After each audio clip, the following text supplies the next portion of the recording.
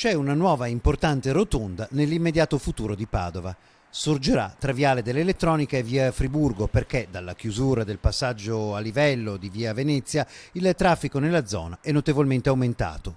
La conseguenza è che non ci si riesce quasi più a inserire nello stop a causa del continuo passaggio di auto e si forma un ingorgo soprattutto al mattino e nelle ore di rientro serali.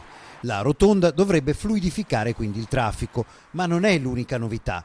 Con l'asfaltatura di Via Venezia e Via Friburgo i lavori in zona est si avviano alla conclusione. Sta per finire l'impatto dei cantieri sulla viabilità principale di Padova Est, in modo particolare su Via Venezia.